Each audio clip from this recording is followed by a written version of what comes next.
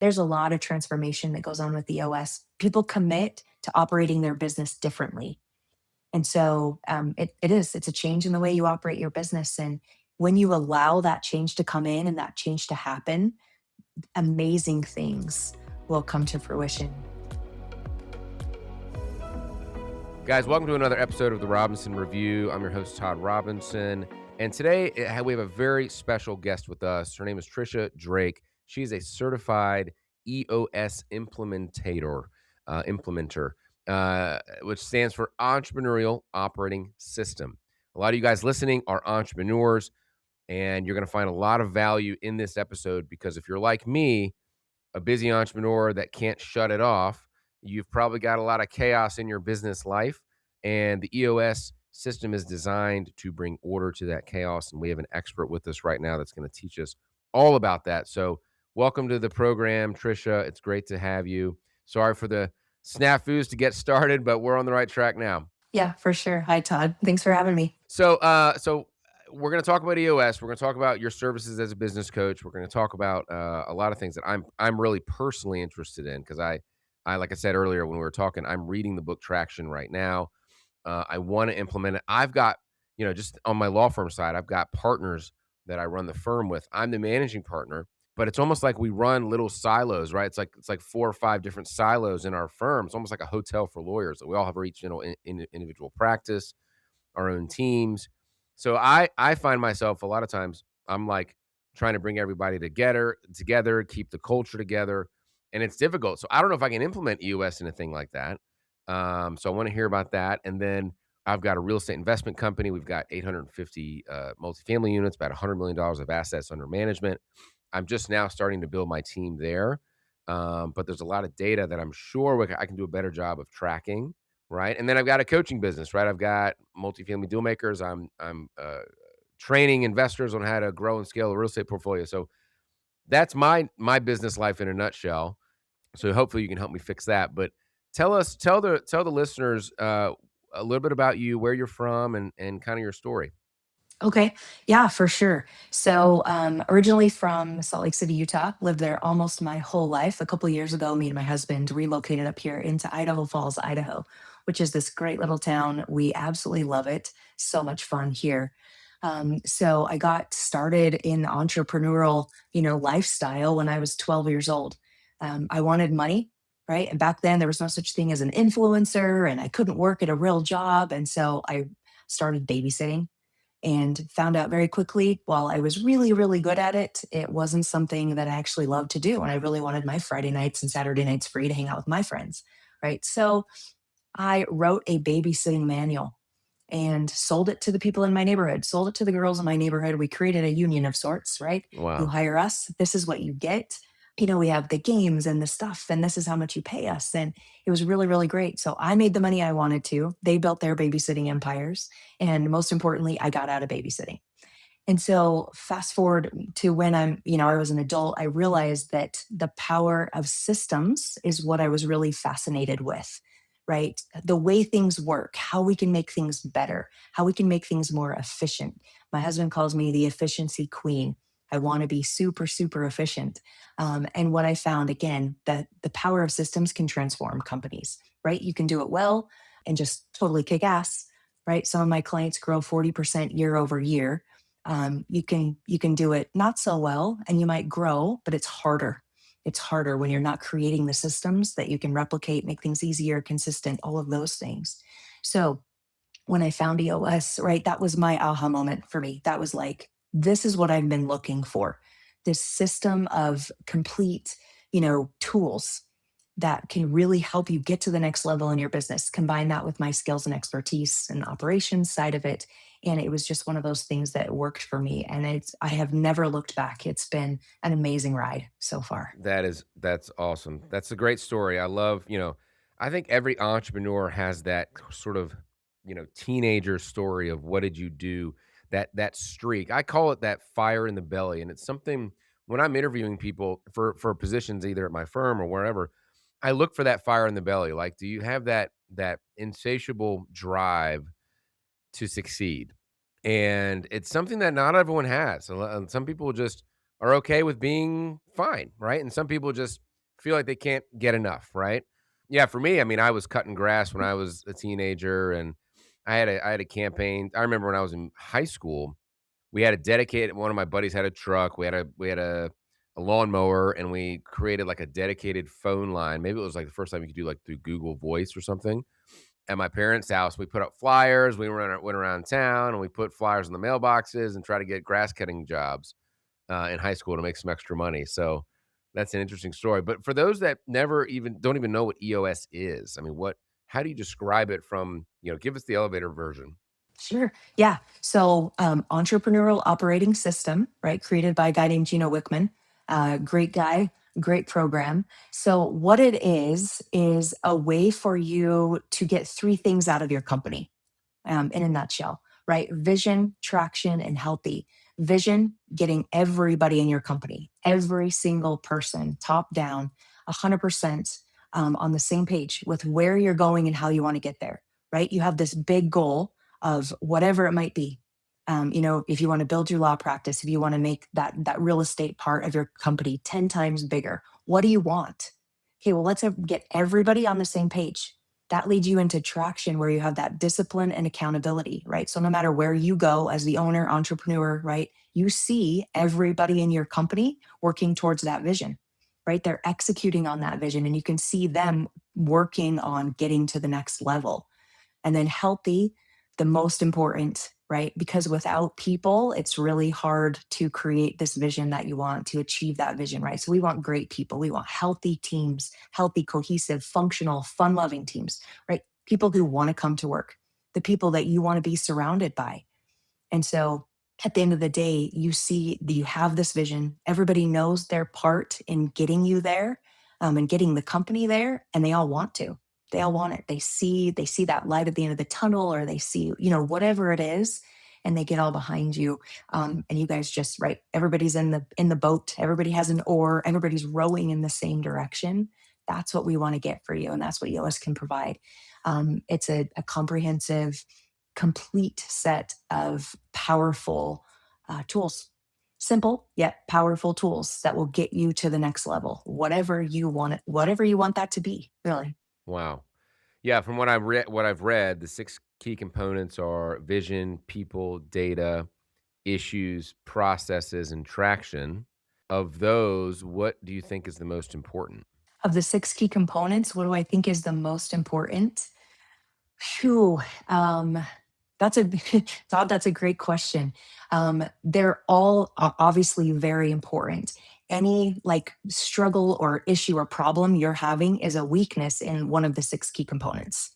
And so, right, so I would say the most important is traction, because vision without traction is hallucination, right? Traction is bringing your vision down to the ground, executing on it. However, secondarily, it would be the data. Mm, The data component actually touches every single other component, where most of them really don't. You mm, can't see how far you are in your vision, right? How far have you gotten to achieving those goals unless you have the data behind it? You can't really understand, like as a person in your organization, right, Todd? If I'm your integrator, how are you rating me on how I'm doing as in my job, right? We need data for that. I have my role, my function being the integrator in your company or the COO or the salesperson. But how do you rate me on how I'm doing? I have my five major roles with my accountability chart, right? Those are measurables so that you know that I'm doing a good job in what I'm supposed to be doing, right? Issues.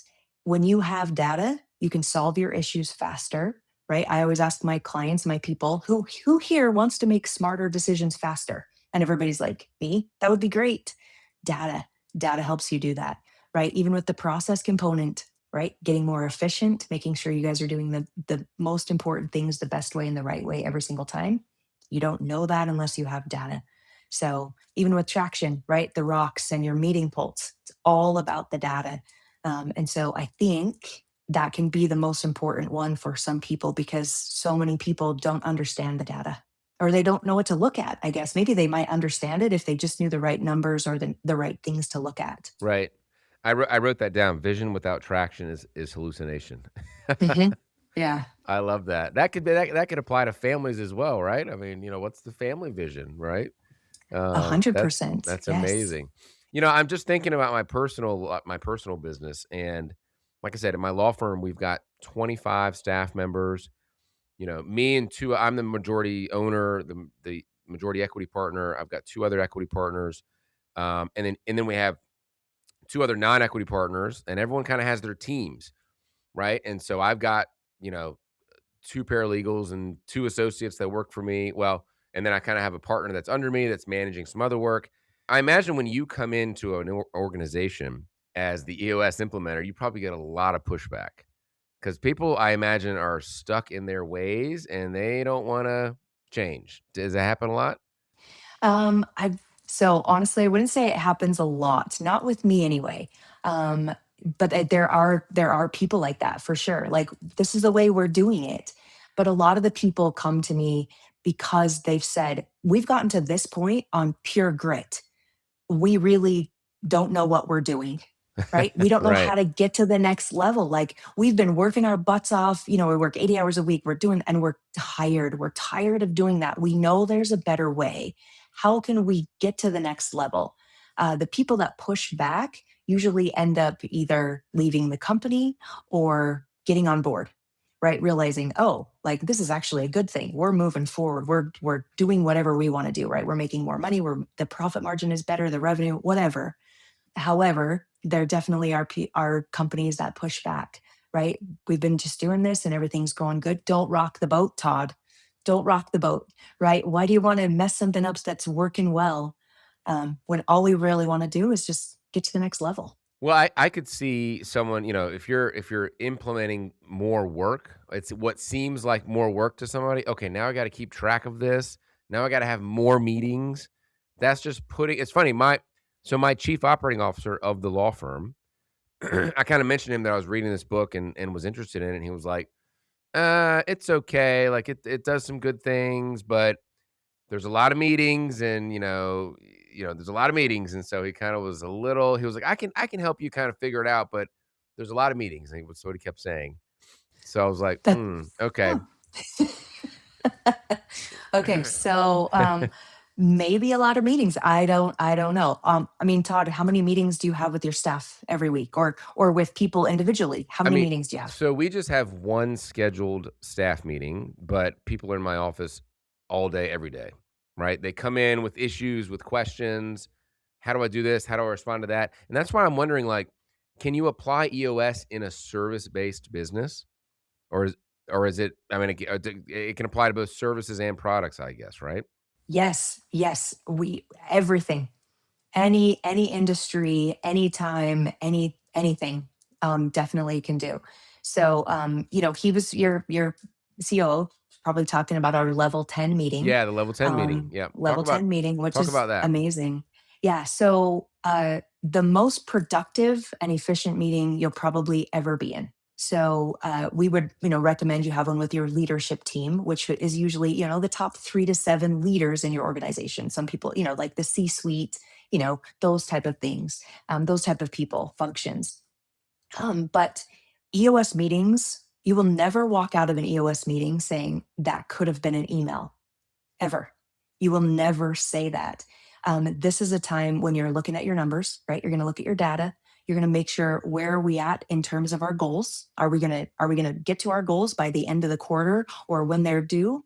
What's our progress on that? We're going to talk about some headlines. We're going to talk about some to dos. Last week we solved some issues, and this week I'm holding you accountable. You said you were going to do something. Did you do it? Right. So that's the traction, that discipline and accountability every single week. But the most important thing about this meeting is solving your issues. So at the top, right, we talked about any problems, issues, and stuff you guys are having, or weaknesses in the 6 key components. So one of the major things you're doing every single week with your leadership team is solving your issues. So no more are people going to be running into your office every week, knocking on your door. Hey, can I have a second? Because we know that second is 30 minutes. Right. Right. Yeah. You stop what you're doing, you have to talk to them, then you might have to help them, you might do that. And then you're looking at your computer or then you're looking at your phone and you're like, oh, and now I'm on Facebook and now I'm texting people. And what was I doing 30 minutes ago? So that doesn't happen anymore. If I need to talk to you, Todd, I know we're going to have a weekly meeting. So we have an issues list. Simple as that. I go on and I say, I need to know more information about, you know, the Bob property, right? This new property that we're gonna buy. I need to know more information about it. It's super important, but it can wait. It's not a fire. It can wait a week or a couple days till we meet and have this meeting. And then when we get to this portion of the meeting, we're going to go through this issues list and say, what are the most important things we need to solve today? If we ignore something, what's going to become a dumpster fire? And so let's tackle that one right now. So it goes away, right? We set it up. We figure out what the true root cause of this issue is. We knock it down. It goes away forever. We never have to really worry about it again. But it's a time for me to have uninterrupted time with you.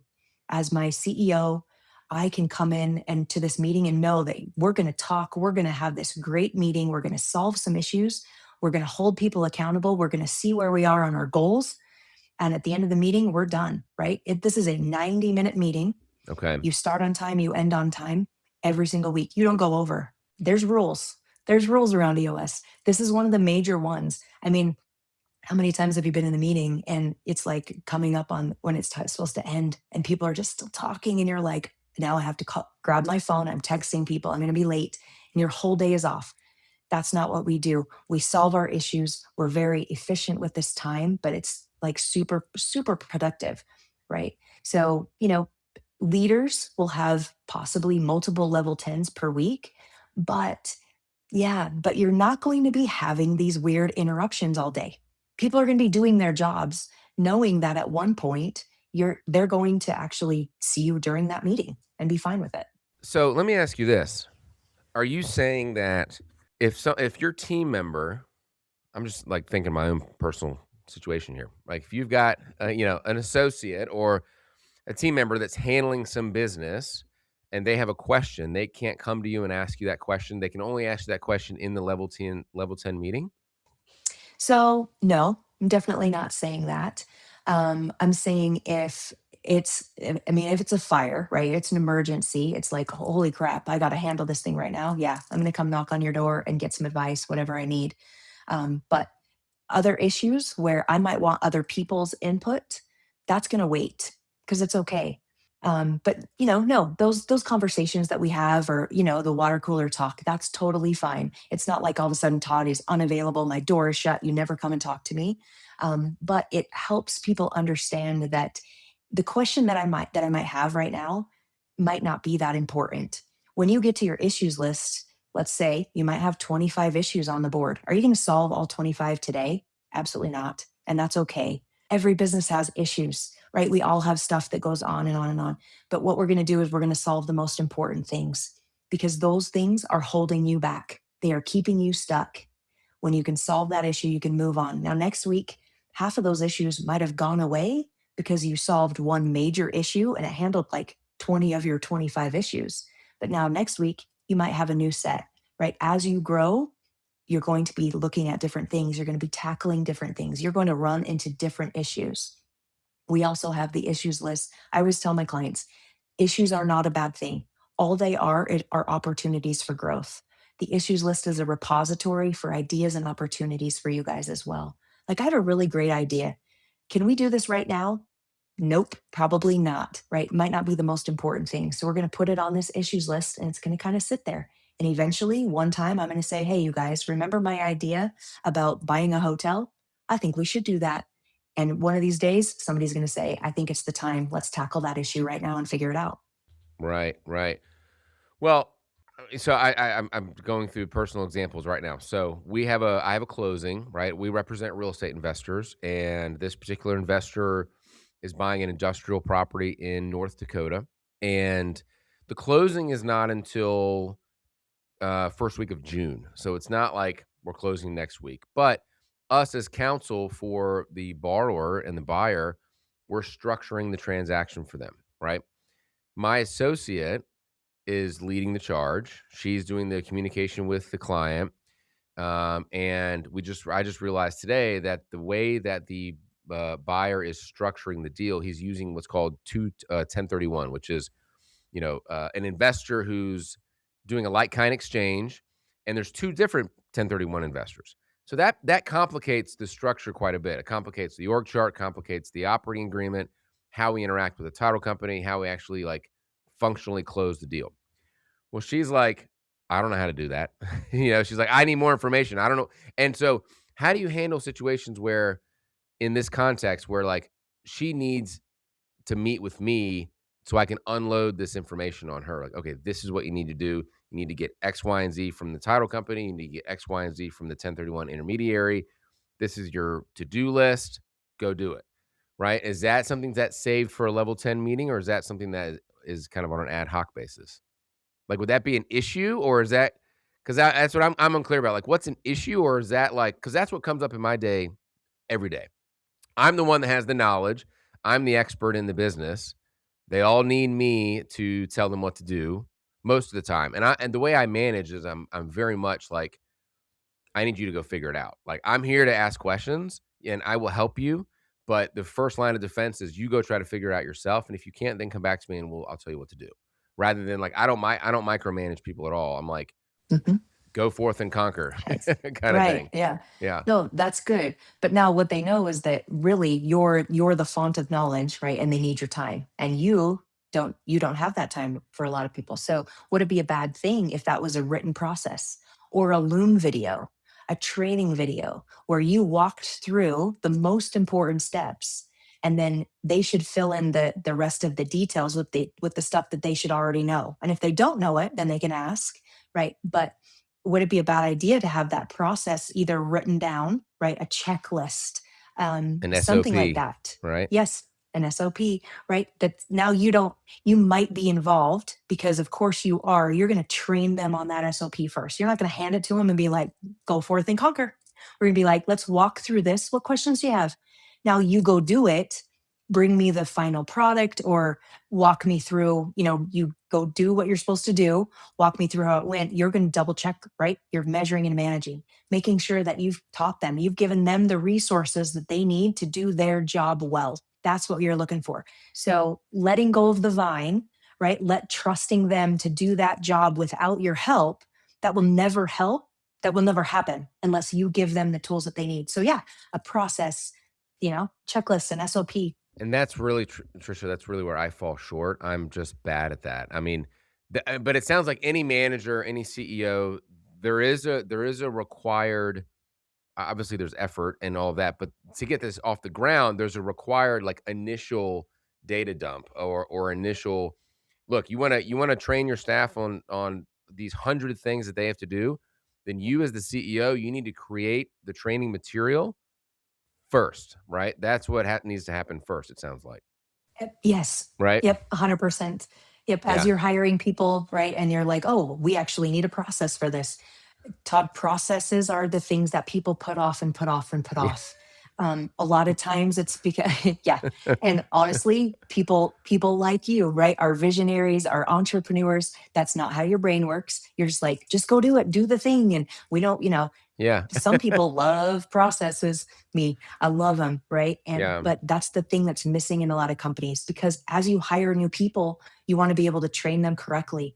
The process component, super important, right? We do the most important things in your company the best way and the right way every single time. It creates the consistency, the scalability. It will make you more money at the end of the day, right? I mean, if your assistant, I'm knocking on wood here, right? If she messes up this deal somehow, forgets to check a box, doesn't do the right paperwork, that's an issue. I mean, that's a huge deal.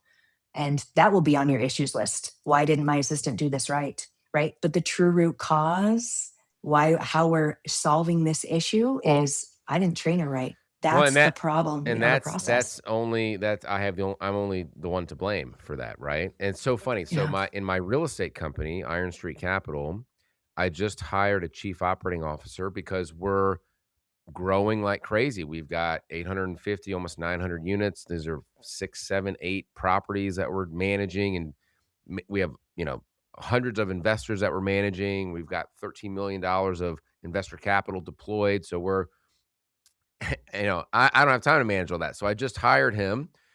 He was a student of mine, and he worked at Delta for 11 years in like the contracts department. So he's very much a corporate guy.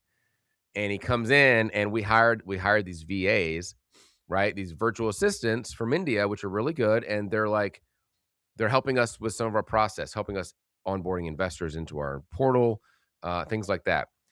And he prepares an SOP. I'm like, what are you doing? He's like, what is this? I was like, well, I didn't know. I was like, well, it's an SOP for the VA so that she knows how to onboard the investors. And I'm like, oh, okay. So now we're onboarding someone else. He messaged her on WhatsApp, hey, follow the SOP to onboard this investor. That was easy, right? So it's like he's implementing EOS without even really knowing it. Sounds like. Exactly. Yeah. Yes, 100%. It makes it easier. Now he doesn't have to train every single person. He trains the trainer now trains the people. They use the SOP, right? And it's just it's consistent. The consistency brings amazingness, Yeah. honestly. Yeah. Yeah. Tell us about the accountability of the scorecard because this was something else my chief operating officer was telling me is that, that there can be some uncomfortable moments in EOS because you clearly are going to identify the weak link in the group, right? Is that right? So tell us about how that works. Yeah, so there's the accountability chart, and then there's also a scorecard. Are you talking about the chart or the scorecard? Well, let's talk about both. Let's start with the scorecard first. Okay, so scorecard at the leadership team level, right? You're going to create an amazing scorecard. It's going to be 5 to 15 high level numbers. What activities are we doing every single week? This is a weekly scorecard. What activities are we doing every single week that drive revenue, that drive the good numbers, that drive good customer service, that drive deals, that drive these things? The activities, right? We want to look at leading numbers, not lagging. Um, and the scorecard, simple tool. Simple doesn't mean easy. So the scorecard has the measurable. What are we measuring, right? For you to purchase a property, how many people do you have to talk to in order to make that deal happen, right? Or to get that deal going? If you have 10 properties that you want and you talk to 9 of them, right? Do you get 9 or do you get 8? Do you get 7? That kind of thing. So we want to look at how many people you're talking to close a deal, not how many deals you've closed, if that makes sense. Like we care about how many deals we've closed, but that's not leading. That's not giving us information of whether we won or lost last week, right? And what the future is going to bring.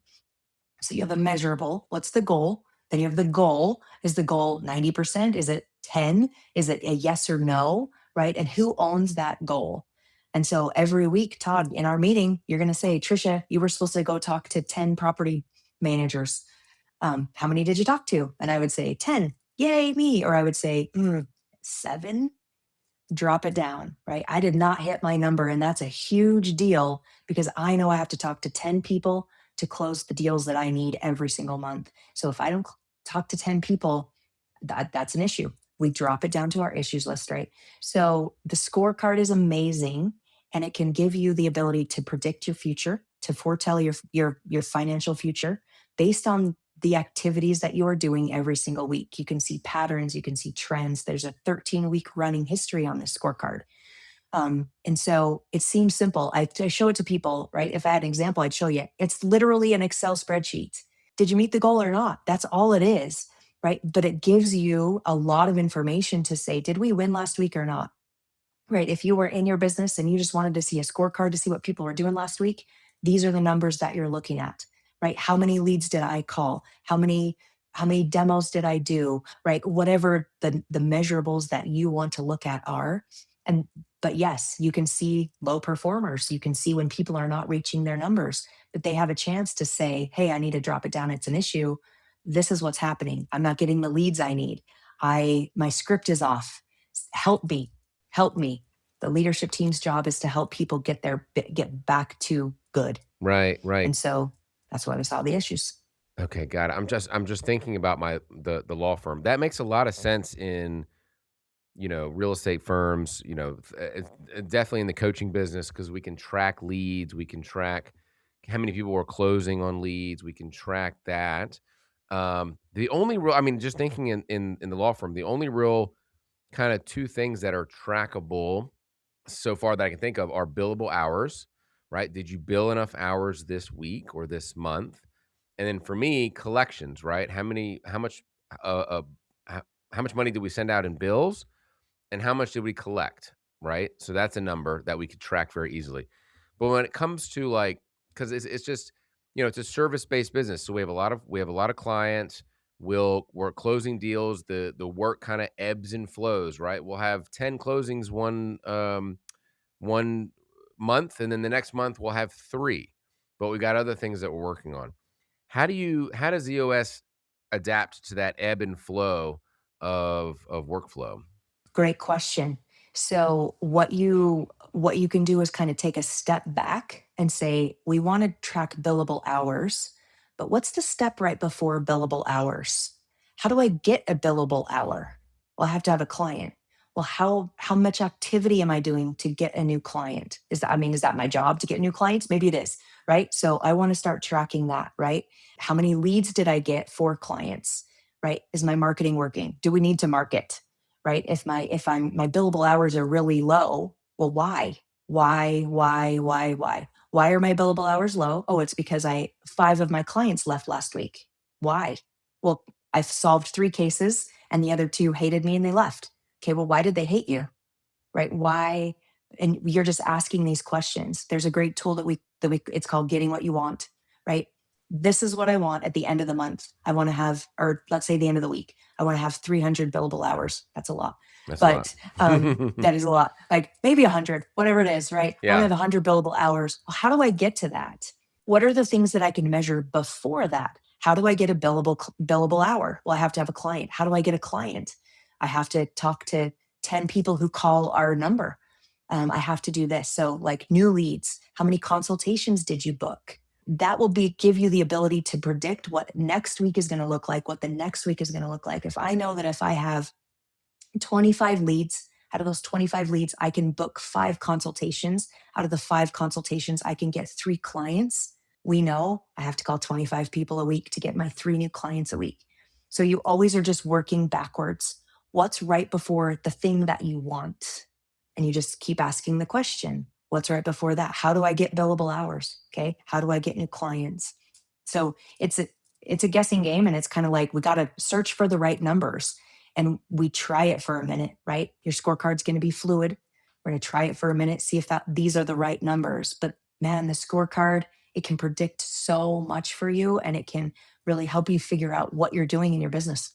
Can you apply that to like specific matters? Because I can see that in my work in the law practice. Definitely, we can track how many lunches you're having, like marketing efforts. We can track billable hours. But as far as like individual closings, because what I'm thinking is like once a deal is under contract, and we've got then there's a time frame, right? There's like, okay, you've got 90 days to close the transaction. You've got to do X, Y, and Z along that time frame. You have to order the title work. You have to create this. You have to create this. And then we put on our calendars what we call kind of the critical dates of the transaction from A to B. So how would that look like? What would that look like on a scorecard? Like, can you, I'm just thinking of my team scorecard. So we have like, the overarching goals of leads, revenue, billable hours, things like that. But then it almost seems like there would need to be an individual scorecard of each matter almost. Have you seen that before? So I haven't, and that's a new thing to me. In my head, I'm thinking that's just a process. Right. It is. Right. That's just a process, and so it would be, I mean, when the deal is closed, it triggers this, and all of these dates automatically go on your calendar, and you have to do that. And to me, I'm not sure that would be a scorecard type item. Could it be? Like now I'm like, oh, could we do this? How might this work? And I'd have to think on that a minute. But in my head, that's more of a process thing. Your scorecard is a way to track. So the scorecard is about the numbers, right? Because we need the numbers to know where we're at on our goals. But then the scorecard really isn't about the numbers. The numbers aren't about the numbers. They're about tracking habits and behaviors in a measurable way. Let me say that again. It's not about the numbers real per se. It's about tracking habits and behaviors in a measurable way. And so um, the the closing thing, that's to me, that's more of a process, um, and not something that we would probably track on a scorecard. That's not getting you the deals. Right, right. That's your process to close to make the deal be done and get off your plate. Exactly. So it's almost like we would track, are you following the process? Yes or no, right? And if because a lot of times in my line of work, we're scrambling at the end because we didn't do X, Y, and Z 2 weeks ago that we should have done, right? So that's kind of what I'm thinking of how we can track that and be like, okay, Adrian, you've got 12 deals. They're all closing between now and November. Have you followed the process that's been laid out to you on the Loom video that I should record? Exactly. Right? Have you followed that SOP? And yes or no? And that's a yes or no on the scorecard. I love that, man. I'm so excited to implement this and learn more about it. I want to shift gears a little bit and talk about the right people in the right seats. I know that's a big part of the book. So talk to us about what that means and what that looks like in an EOS system. Sure, for sure. So the people component, all about right people in right seats. What that means is the right people are the people, Todd, in your agency that fit your culture. They live your core values, right? These are people that we like to be around, right? They're the type of people that fit the culture that you want for your company. Okay. So, right people. When you have someone in the right seat, that's someone who understands the function that they sit in, right? They have the discipline, the skills, the ability to do the job. So, let's say you just hired your chief operating officer for the real estate company, right? And so I'm sure that you had a list of stuff that this person is responsible to do, right? So his function is chief operating officer. His five major roles, what would those be? What are the five major outcomes that he's responsible for? Like day to day operations. Yeah, day-to-day operations, investor relations. He helps with the coaching community as well, and then day-to-day operations of what he said is like basically anything that's not an executive function is his job at the moment. I mean, we're Okay. kind of yeah, we're We're we're not. we're Okay. still building the team out, but yeah, he kind of is a catch-all, kind of does everything. Okay. So for right now, he's kind of that and other duties as assigned, right? Yeah, But exactly. but for the most part, he knows what his job is, right? He has 5 major functions that he has to do. We would call some of that LMA, right? Leading and managing for accountability. That's all the people stuff that goes into a job. But so we're saying he has the skills, the discipline, the ability to do this job well. That means he's sitting in the right seat. In order to reach your vision, you have to have great people. What are great people? They are the people that are the right people, right? The people that fit your culture. You can't achieve your great vision unless you have the great people. And so if you have the right people in the right seats, you're more apt to reach the vision. Now, a lot of people, once we figured out core values, right, and the culture that you want in your company, we've defined those. It's a measurable data, right? So that's a measurable. And then we have your accountability chart, which is it's an organizational chart on steroids. Basically shows you who is accountable to who and who is accountable for what. You know exactly what your roles and responsibilities are, and I know exactly what everybody else's are. So I don't step on toes. Nobody steps on my toes. We have one butt in one seat, right? There's no half-assing a seat. There's no trying to figure out what everybody's doing. We all know. Okay. So then we have right people in right seats. Sometimes you'll get a wrong person, right? That's someone who doesn't live your core values. That's someone who doesn't fit your culture, right? And so we don't want those people in our company. When we figure out someone might be a wrong person, we liberate them into the workforce, right? So they can go find their right person, right seat somewhere else, right? Sometimes people describe these people as toxic employees, right? People who just, the Debbie Downers and the people who don't want to be there and they don't like what we're doing. And, oh, why are they changing things up? And that type of thing. You know it. Everybody knows it, right?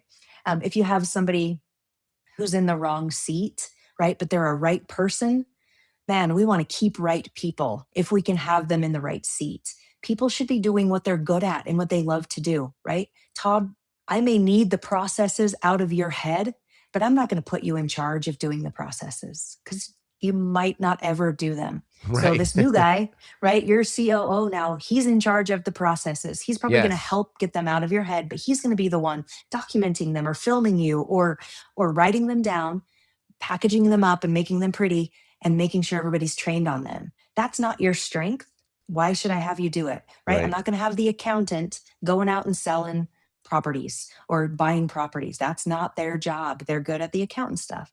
So, right seat is that as well, right? They get it. They understand the job. They want the job.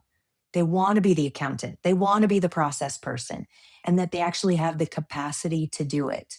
A lot of times when we start to make this accountability chart and we start putting right people in the right seats, we're saying, oh, I would ask you, Todd, how many, if you're looking at an organizational chart with your company, right? How many seats do you sit in? Until you hired this new COO, was that your job? You were sitting in that seat too. Maybe you're sitting in the sales seat. You might be doing your own finances. You're sitting in your accounting seat too. Well, can you do all of those jobs really, really well if you're sitting in all the seats? Yeah. Yeah. Probably not. Gosh, so it's really about, because I always say to people, like, we're in a small firm, right? 25 people. So Yeah. fit is so important, right? The right fit. So right people is really right fit, right? And my test, and, this is I developed this test over just time of interviewing people. I always say to myself, if you and I had to travel for business somewhere, let's say the middle of, nowhere, Montana, and we missed our flight and we had to wait 8 hours for the next flight. Can I sit next to you in the airport for 8 hours while we wait for that flight, right? Am I gonna enjoy your company enough that it'll be a pleasant experience, right? So if I and we've had people who are amazing at their jobs, but they are just the worst. We had to fire somebody. My law partner, uh, we had to fire his paralegal because she was so bad for the culture. She'd push boundaries, she'd challenge authority, she would just make up her own rules, she'd come and go and she went, and we lost control of her, and that's partly my partner's, it's just kind of his personality, but, you know, he's got a heart of gold, but they took advantage of him, right? And so we had to let her go because of that, even though she was amazing at her job, and so it really set him back, and he was like, "How am I gonna run my practice?" And but we did it, we found someone else, we all kinda pitched in to help until we got the next person in there. So it sounds like I love what you said earlier, liberate them into the workforce. That's an amazing Yes. term for, I mean, but they need to go find their place somewhere else. It's not gonna fit. So, as the implementator, are you finding yourself a lot of times having to lay down the law of like, "Look, this is my assessment. I'm your consultant. This person's gotta go. She's not the right person, or he, and she's not the right person, and it's the wrong seat. You've gotta let her go." And the CEOs are like, "We love her. No, she's staying." Do you run into that a lot? More than you would think. But yes, people, we know our people's stories, right? We're friends with them for the most part, unless we absolutely just don't get along, and that's rare. Um, but it's hard to let people go. It's hard to do that. And so my job as the coach is to say, like, this is going to be hard. This is difficult, right? But what we have to do is take a step back, right? And look at it from a 30,000-foot level. We're making decisions for the greater good of the company. If you keep this person on, right? Are you making a decision for the greater good of the company? So many times, and it's hard to get to this point where you can say, "Oh, okay, I'm ready to go." But so many times I've had people say, "Okay, we finally let, you know, Rick go. We finally let Rick go." And it was hard, and oh my gosh. And then a week later, the visionary, they'll call me up and say, "I just got a call from Rick." Be like, "Oh, how did it go?" Be like, "Rick loves me. Rick is so happy that I let him go because he just found his dream job. He fits the culture. He's doing what he loves. And he said to me, 'Thank you so much for making the hard decision of letting me go. I would have never quit. I was just grinding and doing the stuff. And I realized now I was bringing your company down. But now look at me. I'm amazing.'" And it happens more than you think. When you liberate people to go find the right person, right seat somewhere else, they can do it if they really want to. And so it happens a lot, but it's hard. But yes, as a coach, I will say we've found out through data, right? Not even being emotional, not making an emotional decision. We're saying through data, you are not the right fit, Right. right? You don't live our core values. You don't understand our culture. Do you even want to be here? And people are like, no. Okay, well, you're not the right person then. There's the door, Right. right? You can leave now. Right. It's hard. It is not easy. Definitely not easy, no matter what, to let go of people. Right. Yeah. We all need money to live. Yeah. Yeah. But when you're using the system, and that's why we say with EOS, it's so much easier to go all in with EOS than nickel and dime it and pick the tools that you want to use, because all of the tools work together. This is a comprehensive, it's a complete set of tools to help you run your business better. I want you to build a better business so you can live a better life. So, you're not the go-to guy anymore, right? You're working on the things that you're best at. You want to grow your business, you want to do this, and someone else is taking care of those minute details that might just not be on your radar anymore, and that's okay. Build your better business so you can live a better life. The hard and the good, that there's hard things that go along with that, and there's really awesome things that go along with that. You take it in stride. Well, and I know, and just kind of doing some research on your experience and the implementations you've made with companies, and kind of without dropping names, what's the biggest transformation you've seen in some of the companies you've worked with? Oh, that's a really great question. So the biggest transformation usually comes that first day, to be honest. The growth continues and it happens, but once we do the first day that I meet with my clients, right, we do full session days. So they're full days. It is drinking from the fire hose. But we're learning these tools because the very next day, I need you to start executing on this stuff, right? We don't take your company and completely change it overnight. And the next day we're like, hey, this is our new CEO and this is the new accountant. It's a process that we take, right? But we start working on the things. And I think that's the major thing is people start to get very clear. Who is doing what? What am I responsible for? And who do I report to?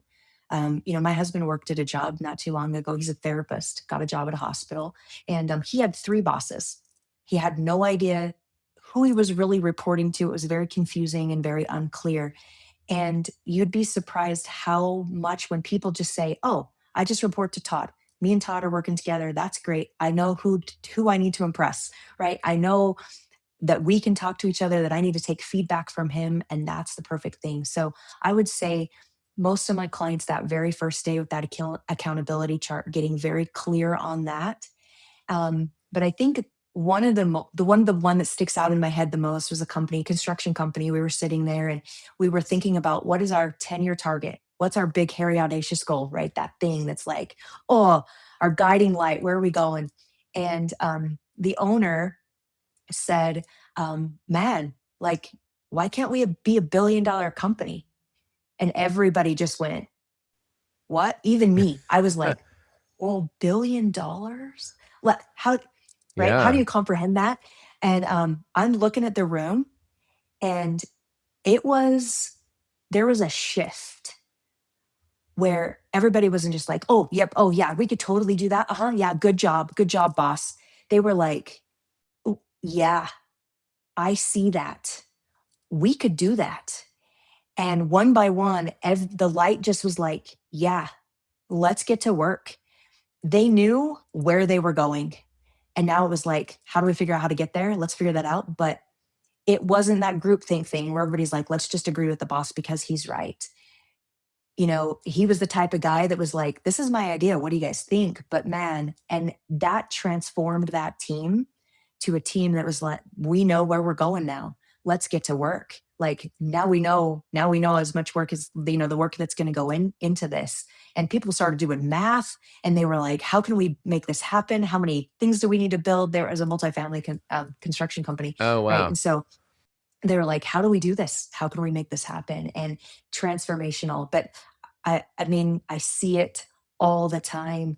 And it means different things to different people. The engineering accounting types, they're like, we love this scorecard. And all of a sudden we can see all these cool things. But there's a lot of transformation that goes on with the OS. People commit to operating their business differently.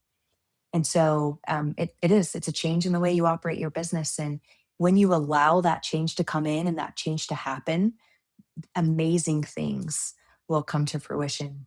So yeah, it's just been fantastic. I love it. Well, I've a couple more questions, and then I want to learn more about how we can people can find you. But one of the things that founders are notoriously bad at letting go, right? Letting go of the vine. I think I just got to that chapter in the book, and and Yeah. and the exercise of delegate and elevate, Mhm. right? So, what's the most surprising thing that founders discover when they do that honestly? Oh, that is a great question. So I think the one thing that they find is that there's stuff that they really like to do, but they're not any good at it. But for some reason, they don't want to let it go. Because they like doing it. But realizing that they can let that go, someone else will probably do whatever that thing is better than they would do it in less time, be more efficient, and they actually love to do it as well. But it will free the owner up to do the other things that they're better at.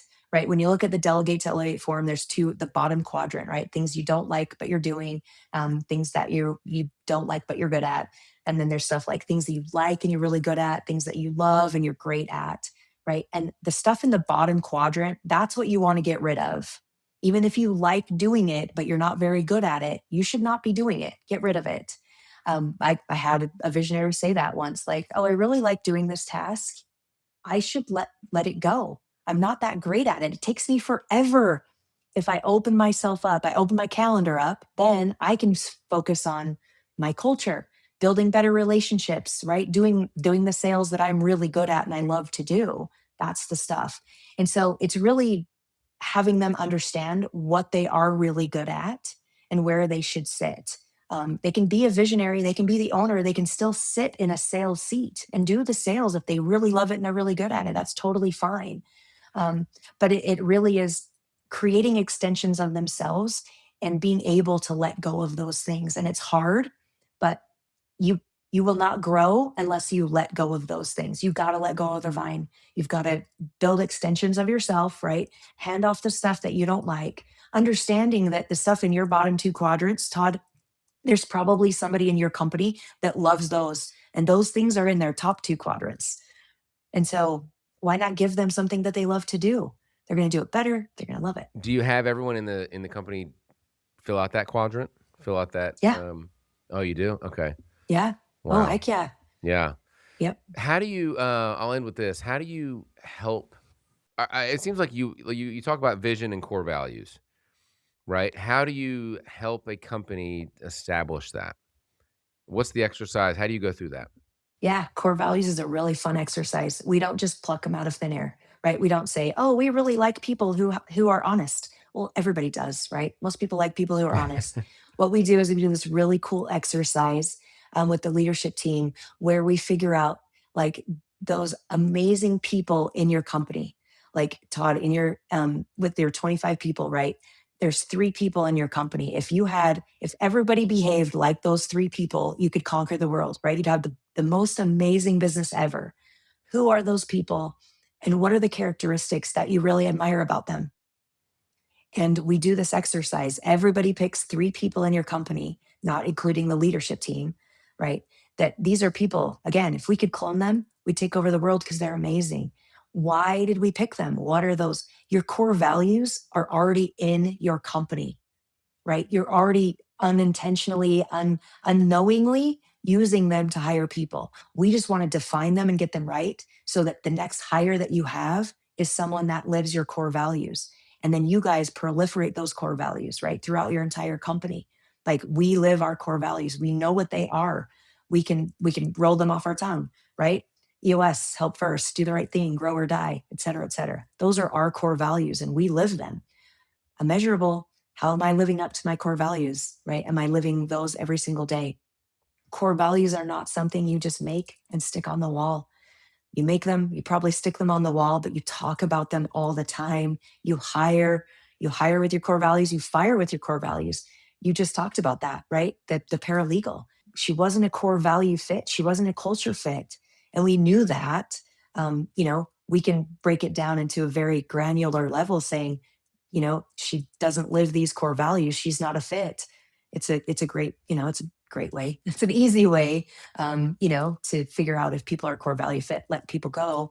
But yeah, it's a really fun exercise, and we get to. I mean, people take their core values and they do amazing things with them, and I love seeing it, and I love seeing when it starts to work because they start hiring the right people, and it just makes that culture even stronger, right? You're hiring these people. We're not hiring Stepford wives, right? The same people over and over again. We're just hiring people that fit our culture. Yeah, amazing. Amazing stuff. It makes me super excited as a founder, a business owner, a CEO. It makes me super excited to think about implementing this and learning more about it. Tricia, for people listening and watching, and they want to hire you, they want to learn more about your services. How can they find you? Yeah, best way is my website. It is tractionwithtricia.com. And that's my handle on all social media. So Facebook, Instagram. I do have a TikTok channel that is awesome. Not really. Don't go there.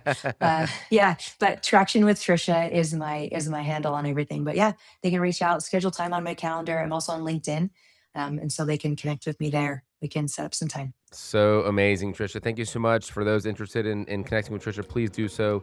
She'll be an amazing EOS coach, and we will see you on the next episode. Take care.